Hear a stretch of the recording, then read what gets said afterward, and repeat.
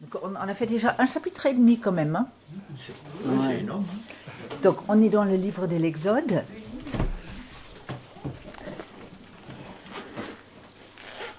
Et hier on avait relu, après avoir lu toute la première partie de la situation politique, mais aussi avec cette question du pharaon que je suis capable d'être moi aussi. Hein, donc que chacun, il y a des pharaons, des Poutines, de toutes sortes de figures, hein, et les figures de résistance, où on avait d'abord les deux sages-femmes, la mère de Moïse, donc Exode, livre de l'Exode, la mère de Moïse, la sœur et la princesse. Hein, donc la division va jusque dans les familles de ceux qui pensent pouvoir régenter le monde entier. En général, vont trouver aussi dans leur propre famille la résistance ou la contradiction. Hein. Donc, certains parmi vous comprennent l'allemand, non ? Ouais. Oui, beaucoup. Ouais. Donc je vais vous dire un dicton. Donc, Et toi, non, je suis de l'allemand jusqu'au bac. Hein. Oui, non, mais puisque ça va te concerner comme ça me concerne, donc tu vas fermer un peu les oreilles. Donc le dicton c'est Pastors Kinder, Müllers Vieh, donc les vaches du meunier, geraten selten oder nie. Oh, c'est dur ça. Hein. Oui, donc c'est une manière de dire. Donc, les enfants du pasteur, le bétail du meunier. En fait, les enfants de ces deux catégories-là réussissent rarement ou jamais. Et donc, c'est une manière de dire le meunier. Ouais. Fais gaffe à moi. Donc, le meunier, il est bon pour faire de la farine, mais s'il doit s'occuper du bétail, ben, ça réussit quoi? Pas. Le pasteur, pour prêcher, ça va, mais s'il doit s'occuper des enfants, c'est la cata. Hein? Donc, c'était évidemment une catégorie de pasteurs qui n'existe plus. Évidemment, on le sait. C'était que pour les garçons, Joël. Voilà. Ouais.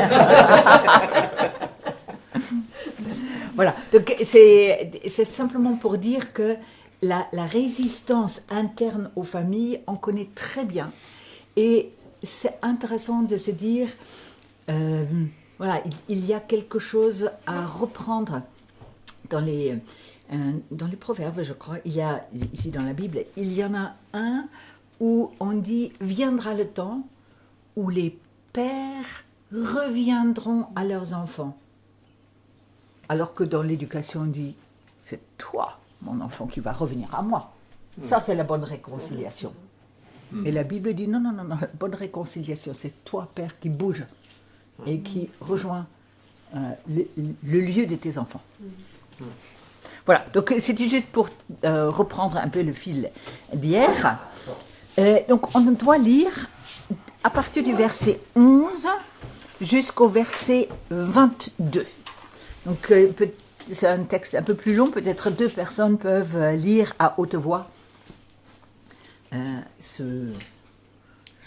je l'ai en français courant, là. Oui, très bien. Ça vous va? Un jour, Moïse, devenu adulte, alla voir ses frères de race. Il fut témoin des corvées qui leur étaient imposées. Soudain, il aperçut un Égyptien en train de frapper un de ses frères hébreux. Moïse regarda tout autour de lui et ne vit personne. Alors il tua l'Égyptien et enfouit le corps dans le sable. On a vu ça ce matin. Oui, c'est ça. Je pense savoir ce que vous avez vu. Il revint le lendemain et trouva 2 Hébreux en train de se battre. Il demanda à celui qui avait tort, « Pourquoi frappes-tu ton compatriote? Qui t'a nommé chef pour juger nos querelles ?» répliqua l'homme. As-tu l'intention de me tuer comme tu as tué l'Égyptien » Voyant que l'affaire était connue, Moïse eut peur. Le Pharaon lui-même en entendit parler et chercha à le faire mourir. Alors Moïse s'enfuit et alla se réfugier dans le pays de Madian. Là, il s'assit près d'un puits. Première partie. Le prêtre de Madian, Jéthro, avait 7 filles. Elles vinrent puiser de l'eau et remplir les abreuvoirs pour donner à boire aux moutons et aux chèvres de leur père. Mais des bergers arrivèrent et chassèrent les jeunes filles. Alors Moïse prit leur défense et donna à boire à leurs troupeaux. Elles retournèrent chez leur père qui leur demanda « Pourquoi rentrez-vous si tôt aujourd'hui ?»« Un Égyptien nous a protégés contre les bergers, répondirent-elles, et il a même puisé l'eau pour donner à boire à notre troupeau. « Où donc est cet homme ?» leur demanda le père. « Pourquoi ne l'avez-vous pas amené ici ? Allez le chercher pour qu'il mange avec nous. » Moïse accepta de s'installer chez cet homme. Jéthro lui donna pour épouse sa fille Séphora. Celle-ci mit au monde un fils. Alors Moïse déclara « Puisque je suis devenu un réfugié dans un pays étranger, je lui donne le nom de Gershom, ce qui signifie réfugié là. »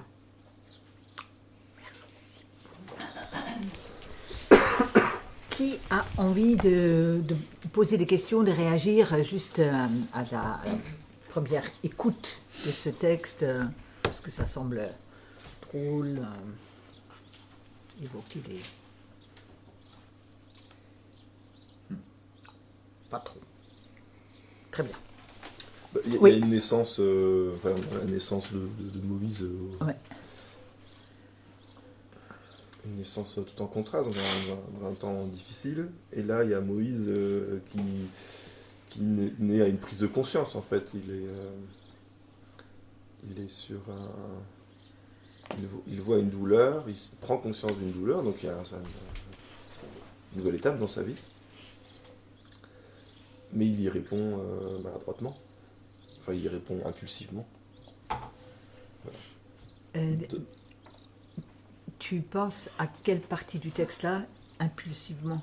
Ben, je veux dire, il voit une injustice et puis il va s'y opposer manu militari et puis... Oui, donc tu n'es plus avec la naissance, parce que je... Non, je fais non, t'as fait. d'accord. Non, ça c'est bien. Ouais. Ou alors naissance d'un autre homme. Violent. Moi, je suis juste Oui. étonné qu'il ait pu fuir facilement, quoi. D'après, si on n'en sait pas plus.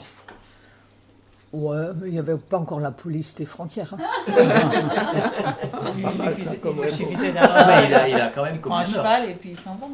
Donc Pharaon aurait pu diligenter des Bien sûr, dames bien pour sûr. aller le chercher, quoi. Tout à fait. Moi, je trouve intéressant aussi qu'il continue à garder cette forme de lutte contre l'injustice. Dans la deuxième partie aussi, il est toujours là à lutter contre l'injustice. Même si des fois c'est pas maladroit. Ouais. Si c'est maladroitement dans la première, mais voilà. Merci beaucoup. C'est un filon qu'on va retrouver plus tard encore. Moi, il me Donc- fait penser à Pierre, hein. Un impulsif comme ça, qui sort son épée. ou- Ou pleurer. Ouais, et ici, je pense que c'est pire que l'impulsif. Hein. Ouais, ouais, oui. Parce qu'il est considéré comme un semi-pharaon quand même. Hein. Il se considère. Donc il a été éduqué dans ce palais. Et en tant que pharaon, je décide qui a droit de vie et qui n'a pas droit de vie. Hein, et donc il est dans une attitude de domination et de jugement, de condamnation. Donc il a absolument l'attitude pharaonique, sauf que pour une fois, il l'utilise contre les Égyptiens et pour les Hébreux. Mais les systèmes elles-mêmes, et ça c'est une observation des structures politiques qu'on a très très souvent, que ceux qui sont opprimés, s'ils arrivent à prendre le pouvoir, reproduisent exactement le schéma dont ils ont souffert. Ils vont... Donc on est dans une forme de ping-pong. Ceux qui sont au top ça change, mais les systèmes ne changent pas.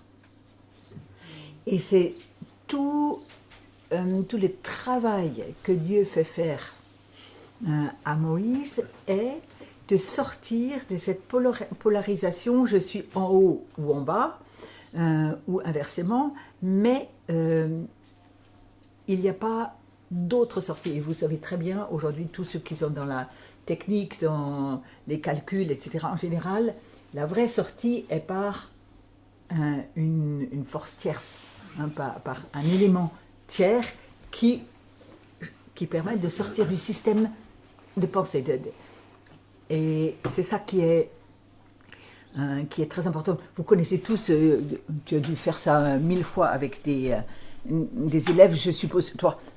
Donc, voilà, tu mets 9 points et tu dis relier le tout avec un seul trait.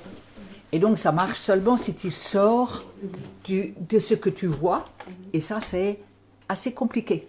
Donc, la plupart des élèves ne trouvent pas. Ils disent, c'est pas possible. Et donc, donc, sortir du cadre de pensée sous cette forme-là, même en église, c'est compliqué. Il y a un texte qui dit cela. Élargis l'espace de ta tente. Oui, tu peux donc voir, pour voir. Voilà, mais ça peut être le même système. Alors que ici, le travail que doit faire Moïse est de sortir de ces systèmes, les uns en droit et les autres n'ont pas de droit. Et donc, le renversement, ce que Billy disait, cette attention à l'injustice, fait que il est dans un système binaire pour commencer, et il doit rentrer dans un système tertiaire, de 3, qui compte avec Dieu et les moyens de Dieu. Et donc, puisqu'on ne va pas pouvoir rentrer dans tout cette partie-là de l'Exode après, mais comment il doit affronter Pharaon? Quel armement est-ce qu'il possède? À la fuite. Pour aller rencontrer Pharaon, les 10 fois pour dire La parole. laisse. La Exactement. Il n'y a que la parole. Dieu ne lui donne rien d'autre que la négociation pour sortir. Et donc hier on en parlait avec Amaury, il disait 10 fois, ça fait quand même beaucoup. Hein. Ouais.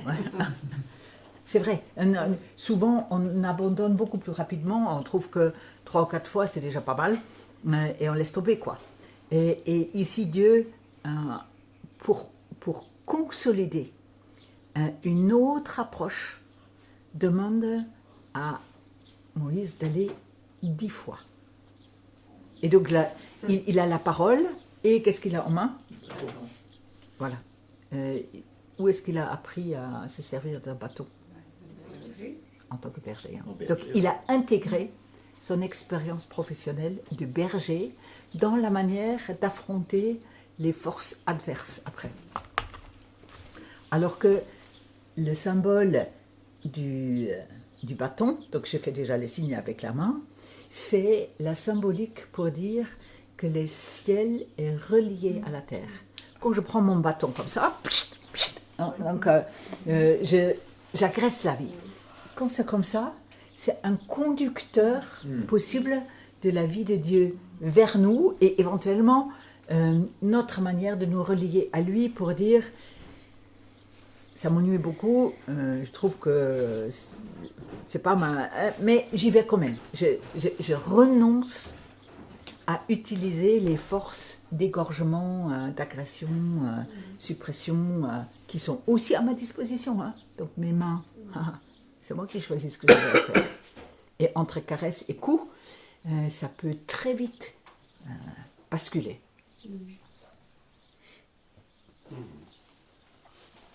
Pour revenir à ce que disait Pierre, là, quand je me disais, au fond, puisqu'il a pu partir apparemment relativement facilement, je me dis que Pharaon, il devait quand même aimer Moïse, c'est presque comme son fils, j'imagine.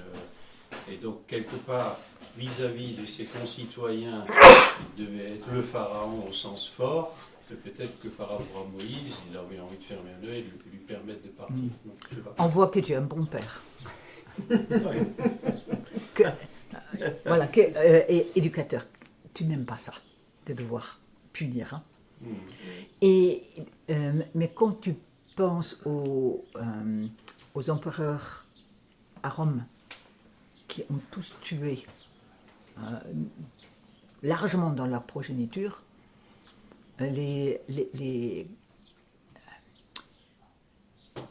figures sanguinaires n'hésitent pas une seule seconde, même devant leurs propres enfants. C'est fou, c'est un constat de l'histoire. Hein. Mais donc il y a un manque, une incapacité à une empathie quelconque et finalement à une relation saine quelconque. Donc, si tu veux défendre Pharaon, tu peux toujours penser qu'il était content de pouvoir le laisser partir. Hein. Mais telle que la figure est dessinée à travers le récit, ça paraît pas... Parce que dans ma traduction, il y a écrit « il cherche à le faire mourir hein. ». Oui. Il dit pas j'ai appris que Moïse, tu avais tué un truc, je vais faire comme si de rien n'était. Donc, en tout cas, l'enfant qui était tiré des eaux a été élevé grâce à un regard de bénédiction de sa mère, de la princesse, et il est devenu adulte, et son regard se porte sur ce qui se passe dans la vie publique. Hein. Et donc, il sortit vers ses frères. Le mot « sortir », elle est même, le livre que nous lisons s'appelle comment ? Exode. Donc c'est sortir. Hein. Et donc il y a toutes sortes de sorties qui sont décrites à l'intérieur de ces livres. Donc c'est pas simplement le fait de quitter l'Égypte. Là, il sort de sa petite bulle au palais. Et il regarde les Hébreux comme ses frères.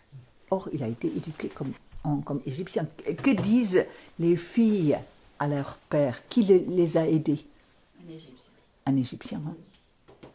Et donc du coup, c'est très fort. Hein. Donc, il a... Mais peut-être il avait quand même entendu parler ou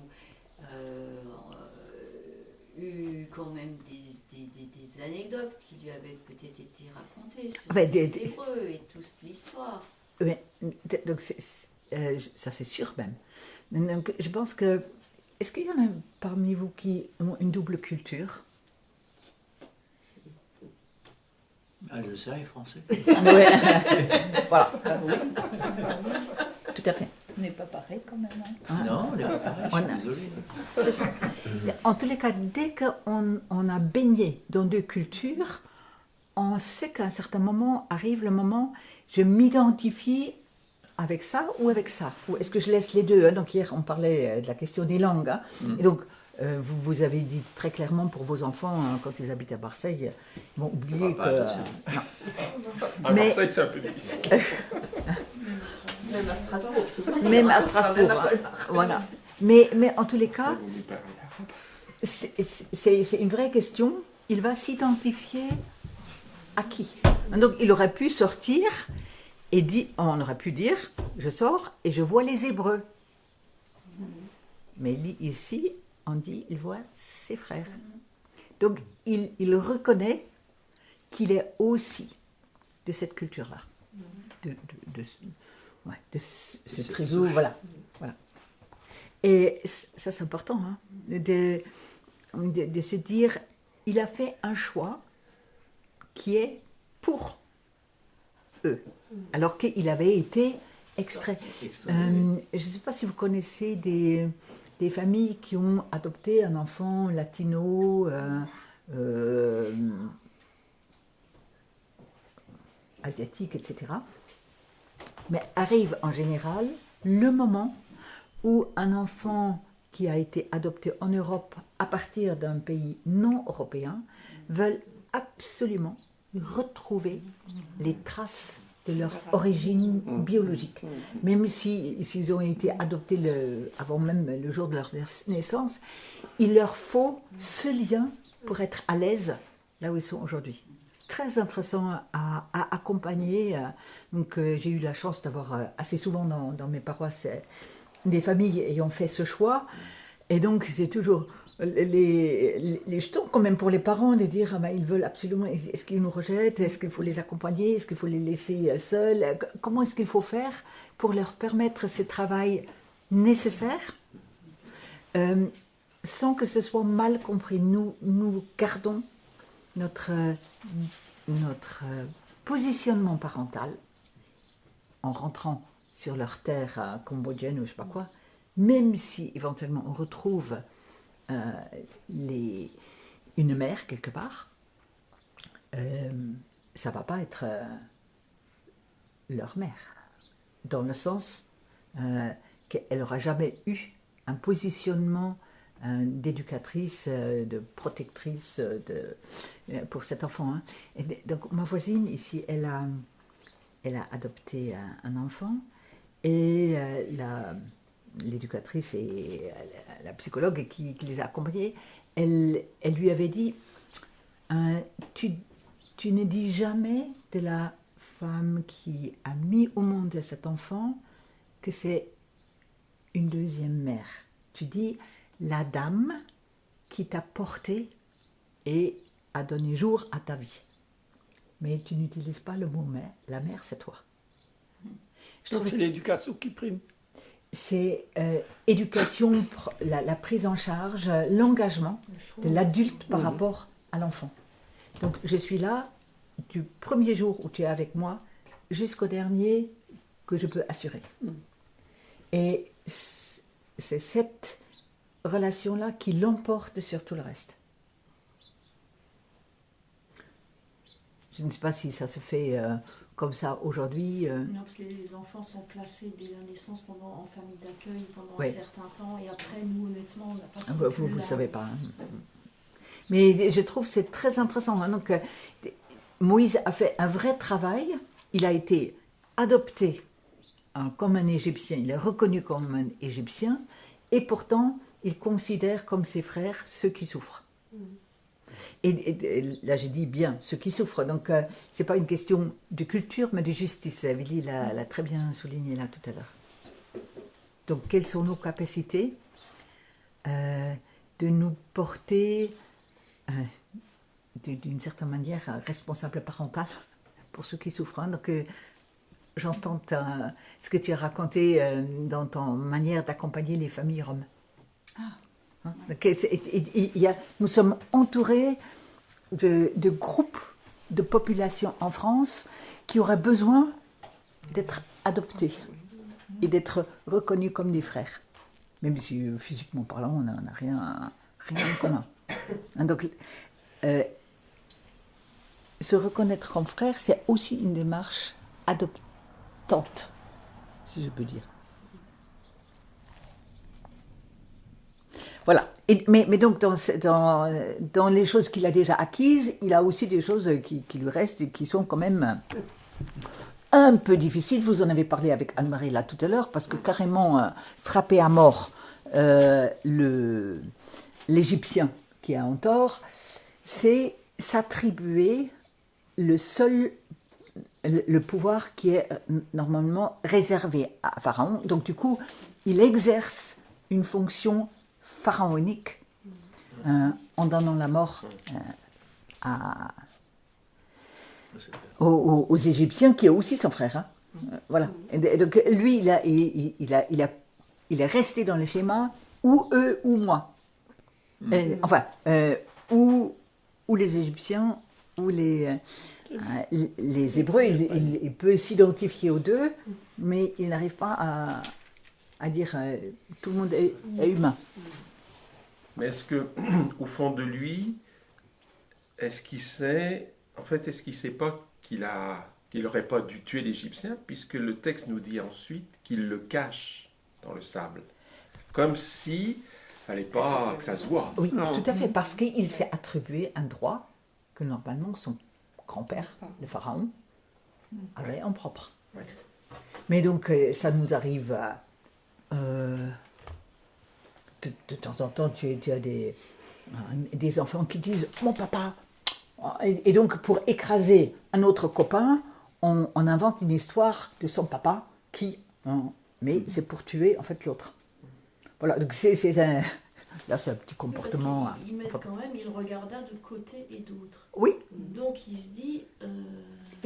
ben, c'est clair. Il a la conscience tranquille quand même. Oui, ben, c'est clair. J'aurais... Il n'a pas le droit. Hein. Il n'a pas le droit. Il a outrepassé ses droits. Il a peur après. Et après, il a peur. Après, il a Tout à fait. peur. Mais est-ce qu'il n'a pas le droit en tant qu'Égyptien ou bien il n'a pas le droit en tant qu'Hébreu? Mais en tant qu'humain. Non, pas en tant qu'humain. Donc ça, c'est toi qui dis ça très gentiment, mais T'es gentil.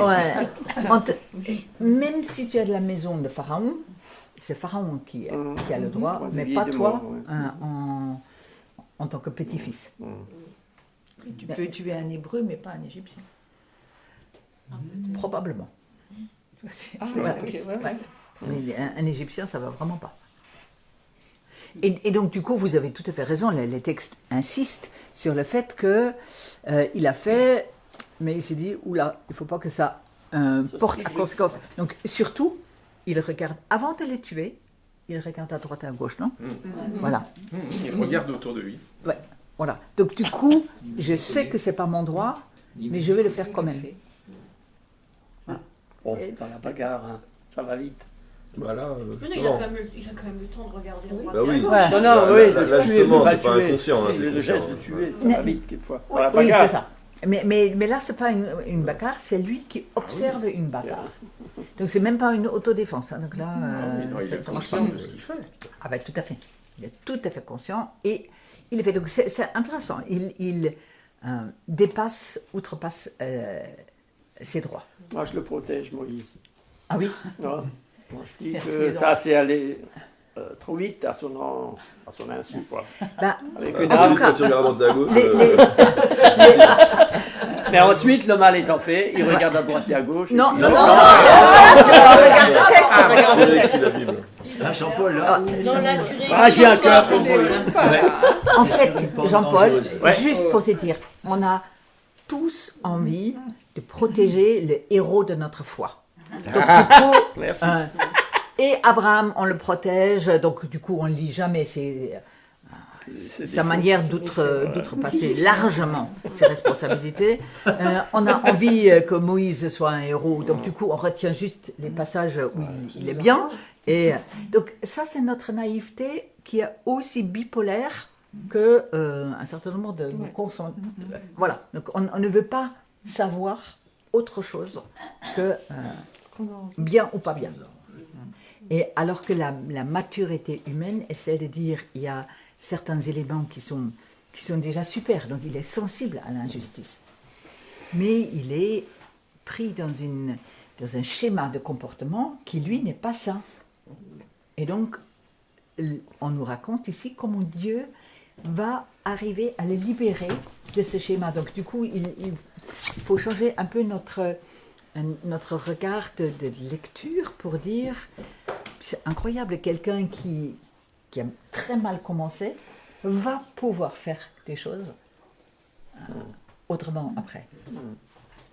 Mais il faut c'est du travail sur lui par Dieu. Voilà. Donc, je crois que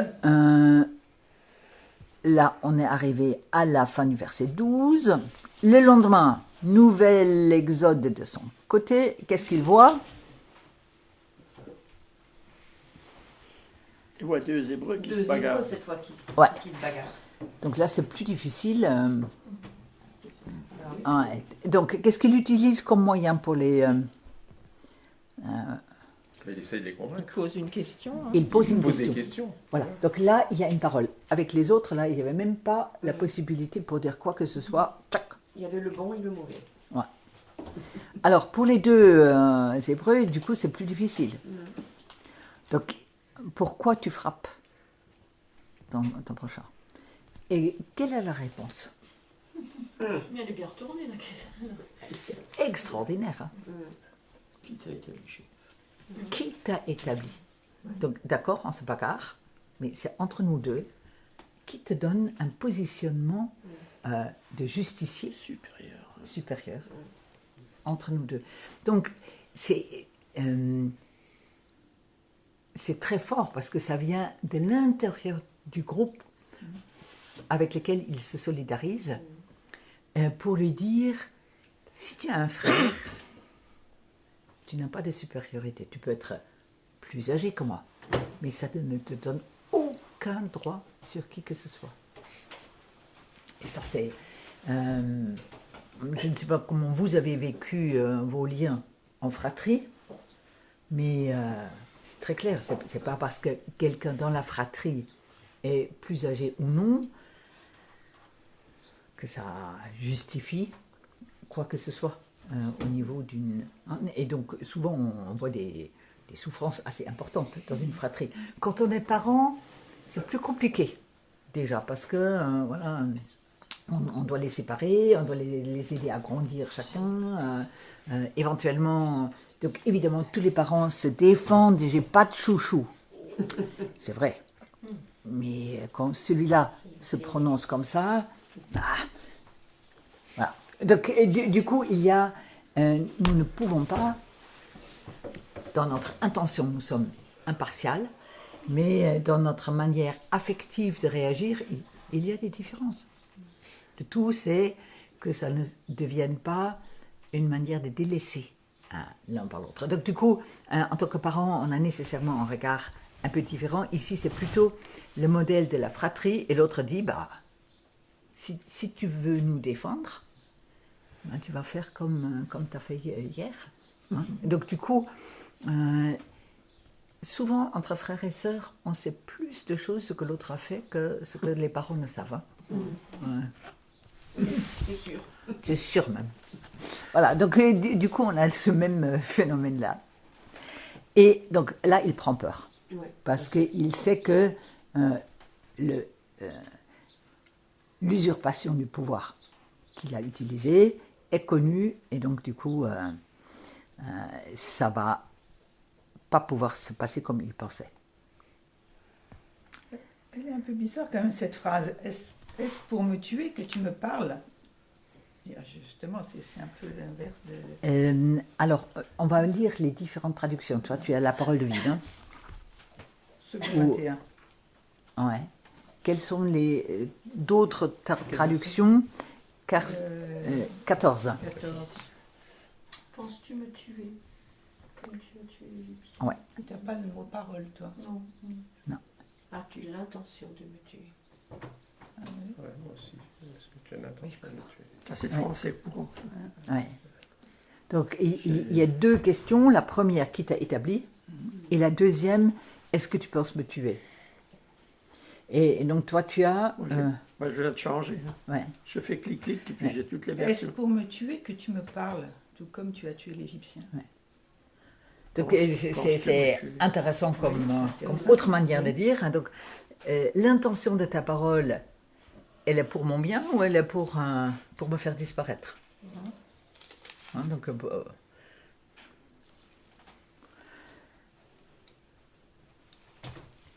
voilà. Donc, à la fois, Moïse s'est dit, l'affaire est donc connue, ça va mal pour lui. Le verset suivant, c'est Pharaon qui a entendu parler de cette affaire, et donc il cherche à tuer Moïse.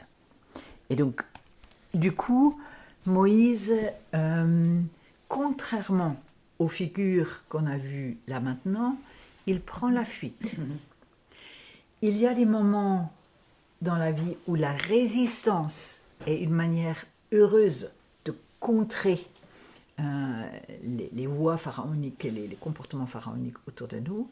Il y a des moments où notre propre existence personnelle est tellement menacée que la séparation ou la fuite est le seul moyen de respecter encore la vie, sa vie propre. Donc, est une bonne manière de faire. Je crois que c'est très important de discerner chaque fois quel est le danger et à quoi est-ce que je dois répondre. Tu es en face de moi, je ne peux pas ne pas penser à ce que tu nous as confié hier. Hein? Donc, c'était le seul moyen pour toi et les enfants probablement d'avoir la vie sauve. Voilà. Et donc, heureusement que tu l'as fait. Et heureusement que le groupe t'a soutenu. Et donc, de ce point de vue-là, Moïse a été menacé de mort déjà plusieurs fois, hein, donc, en tant que bébé, ici aussi. Ici, il se respecte dans un sens très positif. Il dit, je ne dois pas rester ici. Ça servira à personne qu'on me mette à mort. Et donc je vous ai raconté cette histoire des deux familles ukrainiennes, non? Non, je sais pas. Si. Donc du coup, quitter l'Ukraine est une manière de respecter la vie, notamment des enfants. Et donc ce sont les deux familles qui ont quitté le pays parce que le gouvernement dit il faudrait avoir une jeune génération qui n'est pas complètement traumatisée par ce qu'ils auront vécu sur place. Donc aller pendant un temps à l'extérieur est le meilleur moyen pour respecter. Donc la fuite, c'est pas... je les laisse dans leurs difficultés et je me sauve moi-même, non. C'est quelque chose qui est réfléchi ensemble. Voilà. Donc, où est-ce qu'il va? Madian. Vous connaissez? Non. Non. On m'a dit non. Ouais, c'est très très grand. C'est... ouais, regarde sur ta... en fait, c'est après le Sinaï. Ça a pu aller jusqu'à Aram, donc très, très au nord. Donc ici on ne précise pas, mais ce qui est sûr, c'est au niveau géographique... Arabie Saoudite. Oui. C'est l'Arabie Saoudite. Oui. Madian. Madian. Ah ouais. Donc il est parti de là. Ouais, pardon. Voilà. Mais en tous les cas, c'est un climat...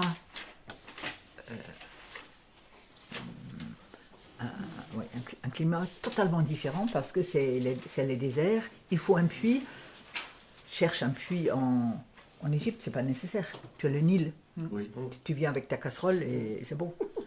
Mais là, il faut s'habituer à intégrer non seulement une autre langue, mais une autre culture, une autre manière d'être attentif aux besoins nécessaires. Et ça va être important. Donc vous pouvez déjà y penser. Quand Moïse va conduire le peuple après dans les déserts, en fait, il est chez lui. Il connaît très bien. Il sait très bien où est le rocher qui sointe de l'eau. Donc c'est toutes sortes de choses qu'il connaît et qui lui donnent l'avantage pour pouvoir échapper aux poursuivants. Voilà. Donc, il s'assied au puits. Ça correspond à si on disait j'arrive dans une ville où je n'ai pas habité avant, je vais rencontrer des gens, où est-ce que vous allez? Au bistrot. Exactement. C'est le bistrot. C'est le bistrot du coin. Le puits, à l'époque, c'est le bistrot du coin. Si tu veux rencontrer des gens, voir avec qui tu peux aller. Peut-être moi aujourd'hui. Plutôt la salle de sport. Ouais. Non. En tous les cas, pour les plus jeunes, je crois que selon l'âge qu'on a, c'est le dancing, c'est la salle de sport. Autrefois, c'était les églises, les paroisses. Le foyer protestant. Le foyer, voilà. Manger une choucroute. C'est à Pontivy, en Bretagne. Ouais. Il y a l'implantation d'une église protestante unie. Et donc il y a un pasteur qui a été nommé. Et en fait, il expliquait que pour aller à la rencontre des gens, il va dans les salles de sport et il va au bistrot. Oui. Voilà. Le dimanche matin, il va sur le stade de foot. Voilà. Et il va au stade de foot. Le stade de foot, les marchés, il y a vraiment... Voilà. Parce que c'est une implantation d'église, donc il n'y a pas de paroissien. Il n'y a pas rien. Donc, Il y a 30 ans, Voilà. j'étais aux États-Unis et un pasteur a dit ces choses-là aux États-Unis. Il s'est retrouvé devant une église de 2-3 000 personnes. Ouais. C'est une grande communauté. Il a fait ça. Voilà, c'est quand tu vis. Hein.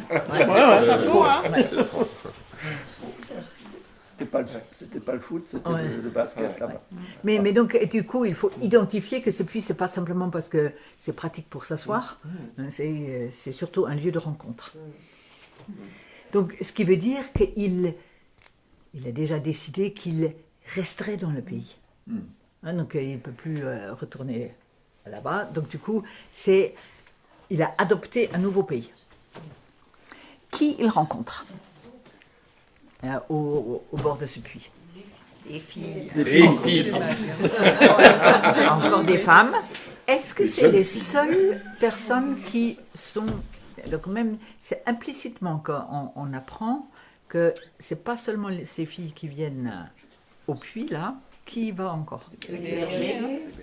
Donc les filles sont bergères, et il y a des hommes qui sont là, et ça se passe comment entre eux? Pas trop bien. Pas trop bien. Donc, si bien que le père s'est habitué à voir revenir les filles tard le soir, parce qu'elles ont dû attendre que les bergers aient donné à boire. Et donc, une fois qu'eux, ils sont servis, reste que pour elles. Voilà. Et donc, Willy, tu avais déjà indiqué tout à l'heure ce qui t'a frappé. Vas-y. Qu'il garde cette façon d'être contre l'injustice. Voilà. Donc il observe. Donc on a une deuxième observation. Donc la première, c'est la querelle entre les personnes et il juge les personnes. Et ici, il observe les personnes et il juge l'action des personnes. Vous voyez les déplacements? C'est très beau de voir que son propre déplacement vers Madian a fait dans sa tête un déplacement de faire la différence entre une personne et ce que fait la personne. Ça, c'est vraiment la première chose qu'on doit apprendre aux enfants en caté, non? Donc, s'il y a une confession de péché, c'est pas parce que la personne est à condamner, mais ce qu'elle a pu faire. Mais la première fois, c'est quand même écrit, il frappait un Hébreu. Il a bien vu que l'Égyptien, il frappait. C'est bien parce qu'il frappait qu'il l'a tué. Donc tu ferais la même chose? De quoi? De tuer? Oui. Ben non. Tu vois. C'est pas ça le problème. Mais tu dis que son attitude, elle s'est déplacée d'une attitude où il a jugé la personne et après il a pris en compte l'attitude. La première fois, il a aussi pris en compte l'attitude, je pense. Il a identifié la personne avec ce qu'elle a fait. Oui, puisqu'il tue la personne. Puisqu'il tue la personne. Alors qu'avec les bergers, il dit, les filles étaient là et je vais les aider, c'est pas à vous de prendre leur place, mais il les tue pas. Oui. Voilà, donc c'est cette différence.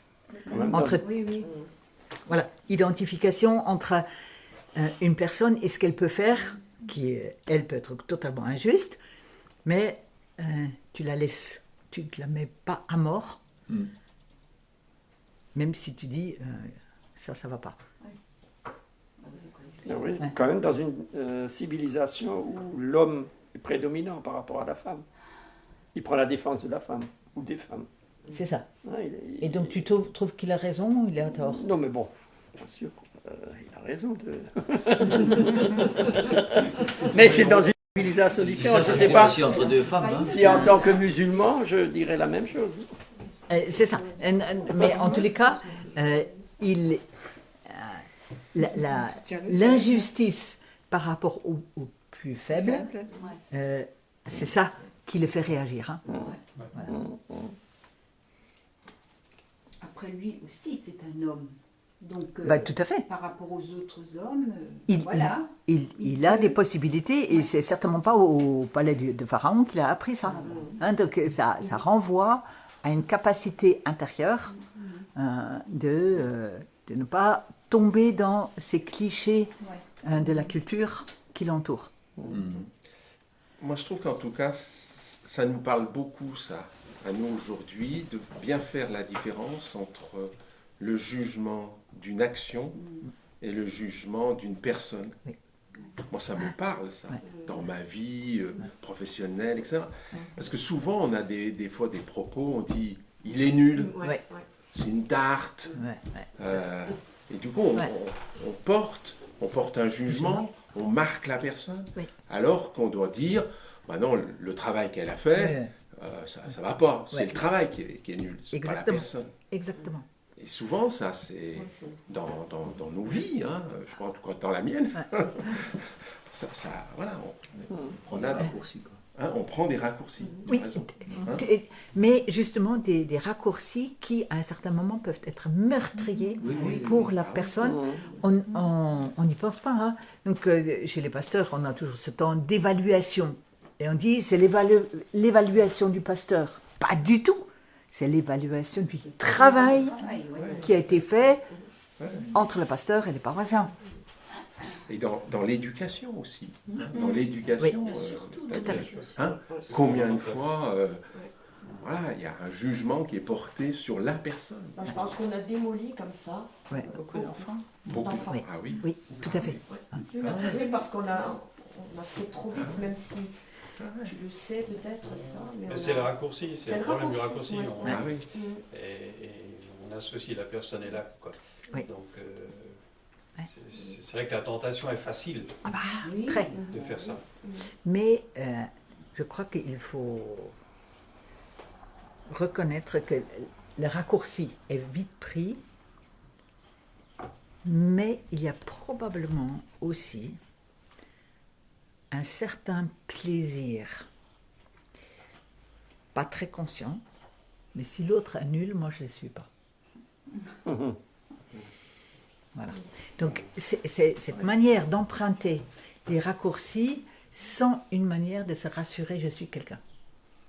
Je vaux. Inconsciemment. Oui, inconsciemment. Mais les textes sont là pour nous aider à prendre conscience de quelque chose.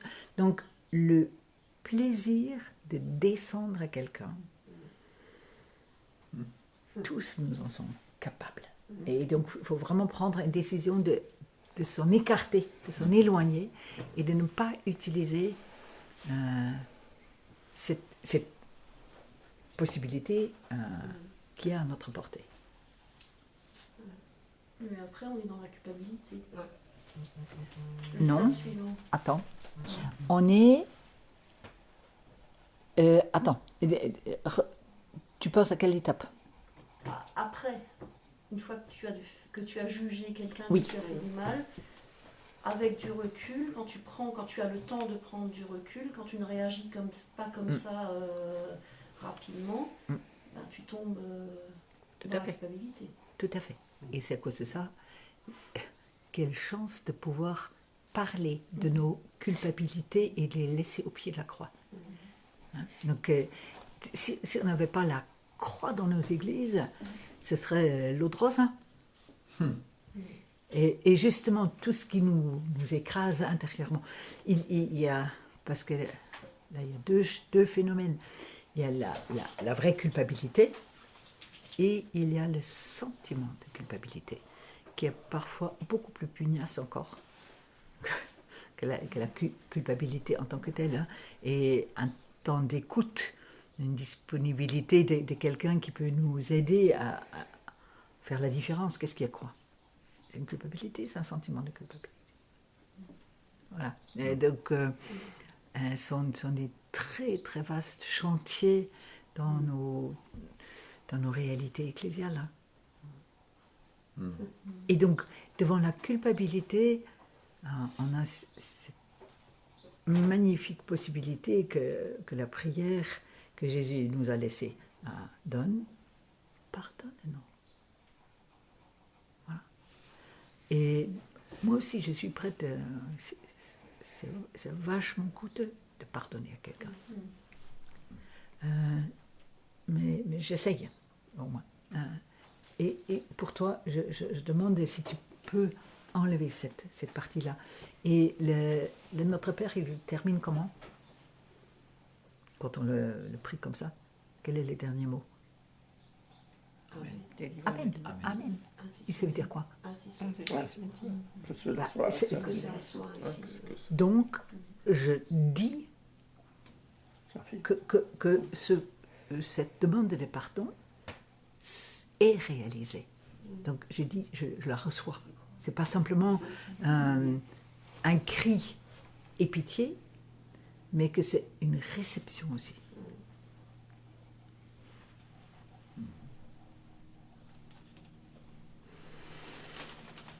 Bon, on revient à Madiane. Encore un tout petit peu. Donc, Moïse secourt et abreuve le troupeau. Et les filles rentrent à la maison. Qu'est-ce qui se passe? Le père les questionne quand même. Ouais, Qu'est-ce que vous faites déjà là? et c'est ça. Donc le père savait à l'avance qu'elles allaient venir en retard et que c'était plutôt les bergers qui allaient faire boire leur troupeau avant celle des filles, de ses filles. En fait, apparemment, elles reviennent toujours tard. Et donc, pour une fois, elles reviennent tôt. C'est même pas sûr que les filles aient dit que les bergers les chassent. C'est tellement... C'est comme ça, hein. Donc les femmes... à la fin. Voilà. Et donc, du coup, ils s'étonnent. Et comment elles s'expriment? C'est un Égyptien qui nous a protégés. Donc, quels sont les verbes? Toi, tu as protégé, Délivré. délivré. Défendu. Vous pouvez vous arrêter un peu sur le mot délivré? Quelles sont les significations différentes de ce mot délivré? de la main des bergers. Elisabeth, Pardon. délivré. Délivré, oui. Excuse-moi, j'étais dans mes pensées. Oui, toi, à cause de ta profession, Oui. quels sont les deux sens du mot délivré? Ah, bah, le fait de sortir, de délivrer de... Naissance, non? C'est la naissance, c'est la naissance. Donc c'est la naissance, c'est aussi être libéré de quelque chose. Hein. Mais donc elles indiquent elles ont été mises au monde de manière inattendue, neuve, par cet homme. Hein, donc jusqu'à maintenant, on avait juste les femmes qui étaient les figures de la résistance de la nouvelle naissance. Et ici, les femmes, les filles disent, c'est un homme qui nous a permis ça. Donc c'est juste pour qu'on ne reste pas dans des stéréotypes. Hein, c'est toujours les femmes qui, ici dans ce récit, auraient le bon rôle. Non, c'est aussi... il a eu par rapport à elle une attitude qui leur a permis de se reconnaître digne d'une aide et qui les met autrement au monde. Donc, elles ont profité là, mais avoir été réengendrées, si je veux dire, ça leur donne un autre statut dans l'existence. Et parce qu'elles parlent comme ça, quelle est la conséquence de la réponse du Père? Il veut le connaître. Il veut le connaître. Allez l'appeler. Ouais. Donc du coup, pour lui, c'est pas simplement une grande hospitalité orientale, oui c'est sympa, on va l'inviter pour le souper. Il a entendu dans ce que les filles disaient qu'il y a une nouvelle existence pour elle qui est arrivée à travers cette figure étrangère égyptienne. Est-ce que c'était copain ou pas? Pas sûr, hein, entre les Madianites et les Égyptiens à l'époque. Mais celui-là, on peut lui faire confiance au point tel que une des filles peut devenir son époux. Il faut avoir entendu le poids des mots pour dire que ce n'est pas simplement le père qui est dans une nouvelle approche de la vie, ce sont les filles qui ont indiqué au père que un tournant dans leur vie a eu lieu, et donc c'est venu avec cet homme. Il y a eu un rétablissement d'équilibre. Tout à fait. Ce qui est intéressant aussi, c'est qu'il a puisé de l'eau pour faire boire le troupeau. Ouais. Il a pris un peu le travail des femmes. Oui, exactement. C'est comme quand on fait la vaisselle, quoi. Oui, exactement. Pas bon, ça? C'est clair. Oh, pardon. Ouais. Il a oublié le ménage, la vaisselle. Ouais. T'as envie d'avoir des problèmes en Ouais. fait. En tous les cas, je trouve qu'au niveau... donc on voit, tu vois, ton Moïse, tu voulais pas, hein, mais il Là, change c'est un quand bel même. homme, Hein. quand même, hein. C'est tout à fait étonnant. Il se rétablit là. Ouais, exactement. Il va sept, perdre ses crédits après à nouveau, mais en tous les cas... Ouais, mais Oh, bon, mais là, cette fille, ça vaut le coup de faire un peu du boulot. Mais Véronique, ça me rappelle quand je suis arrivé dans la famille de Christiane, il y avait 6 filles. Alors T'es un peu Moïse, quoi. Et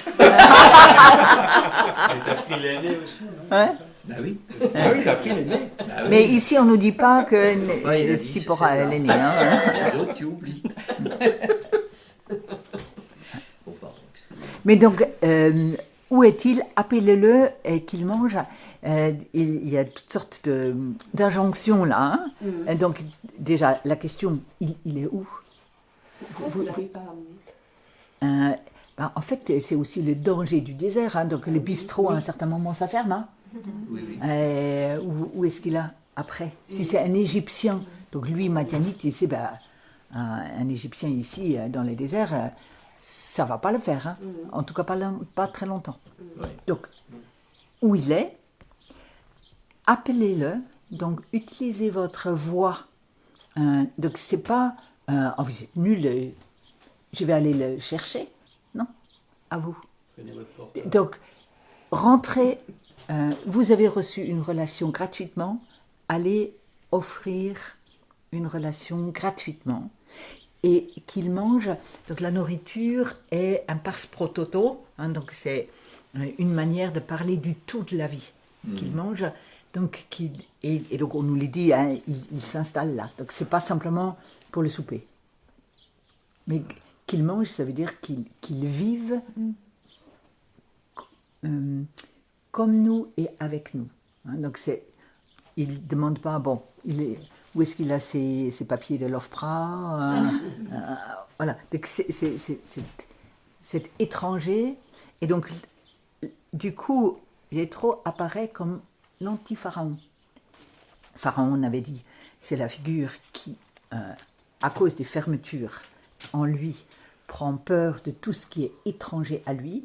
Et ici, c'est un homme qui ne voit aucune difficulté d'ouvrir sa maison, son cœur, sa famille, à quelqu'un qui ne fait pas partie du groupe, un étranger. Et donc, du coup, à l'intérieur d'un tout petit espace littéraire, on a là deux figures, une qui fait confiance et une qui fait jamais confiance. Une enfermée dans la peur, l'autre marquée par l'ouverture. Voilà, et Moïse, il est libre pour accepter. Il aurait pu dire non, j'attends une plus jolie là. Donc, on cuisine mal ici. Voilà. Et donc, il y a un accord pour dire l'étrangeté qui est des deux côtés. Et n'est pas séparatrice.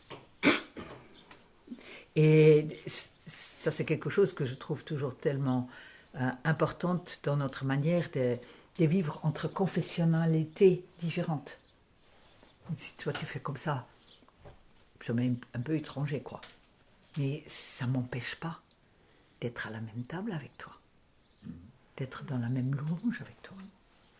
Donc, du coup, on a à regarder aussi où et à quel moment les étrangetés sont devenues des lieux de séparation. Donc, on a vu ça avec Pharaon, et ici on voit, c'est peut-être pas le fait que ce soit étranger qui donne la séparation, mais la valeur que je donne à cette étrangeté. Elle est séparatrice ou elle est fédératrice, oui, tout à fait. Elle nous permet de conjoindre des choses qui n'étaient pas jointes avant, mais qui pourraient le faire. Donc, c'est une question qui se pose 1000 fois. Hein. Voilà, dans certaines familles, c'est le moment où les enfants se marient. Hein, et donc, la fille, le garçon est revenu avec quelqu'un, on s'est dit, aïe, aïe, aïe, aïe, aïe, qu'est-ce qu'on va faire, hein, et donc, voilà, où et comment des intégrations vont se faire, facilement, difficilement, il y a toutes sortes de situations là aussi, hein, mais la question, elle nous touche nécessairement de très près. Donc c'est pas simplement entre les églises, c'est pas nécessairement uniquement en politique locale, c'est pas simplement une question des grandes entités, c'est aussi quelque chose qui est réel dans nos familles. Bien, on a presque fini et il est presque l'heure. L'enfant qui naît. Donc, c'est toi, Yvette, tu avais un nom qui a été traduit autour du mot réfugié. Est-ce qu'il y a d'autres traductions dans vos Bibles par rapport... Étranger là. Étranger là. Hein? Étranger là. Voilà. Tu as quoi comme traduction, c'est réfugié là? La courant. Carrément immigré. Donc, en fait, le mot immigré là est plus juste que réfugié. On fait une différence assez importante entre un émigré et un immigré. Pour vous, quelle est la différence? C'est le point de vue. L'immigré, on va le subir. L'émigré, il y a quelque chose de plus choisi, accueilli. Enfin, je sais pas si c'est peut-être un peu plus accueilli. C'est comme ça. Il a fait un chemin, mais il s'est installé. L'immigré, j'ai l'impression qu'il s'est qu'à moitié installé. Oui, l'émigré est encore il est dans le nouveau pays, mais dans sa tête, il est encore dans l'ancien pays. Voilà. Oui. Voilà. Hein? Donc, c'est entre l'origine et l'arrivée, puisque l'émigré, c'est il sort de son pays, et l'immigré, il rentre dans le... Donc, c'est une question de regard. Soit tu regardes du côté de la sortie, soit tu regardes du côté de l'entrée. Et quand même, l'assimilation. Je pense que la plupart de ceux qu'en français courant, maintenant, on appelle les expats, ils vont se considérer comme quoi? Immigrés ou émigrés? Émigrés.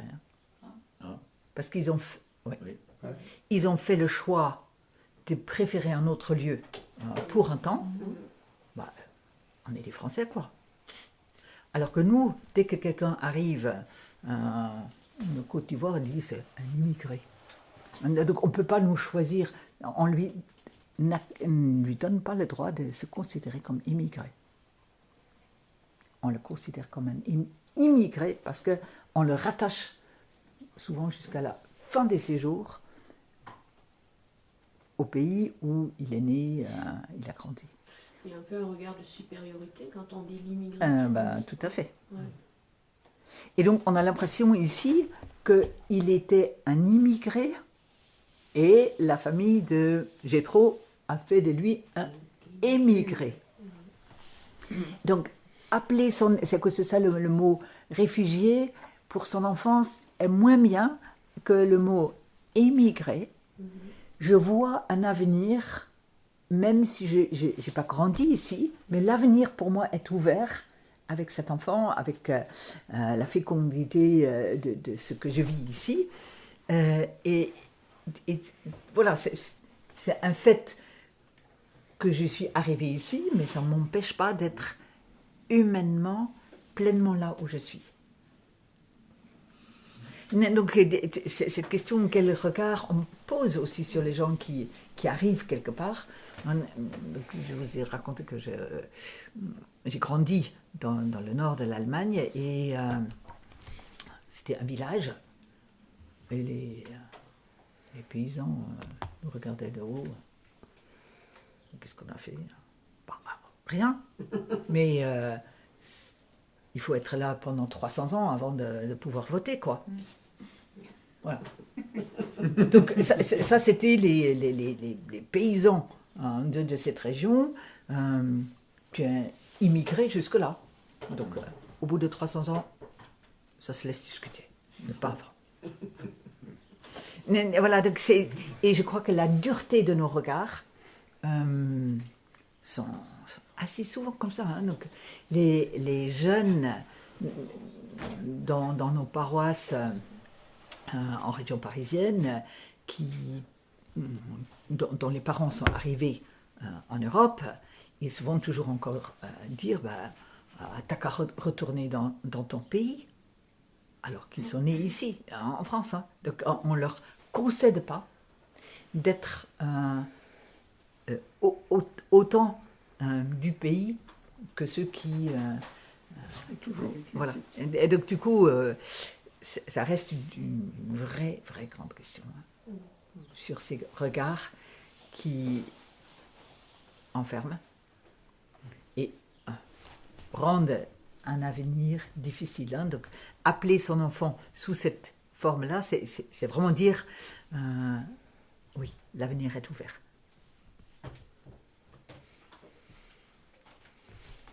Je crois qu'on va arrêter là. Et on verra bien à quel moment on reprend notre lecture.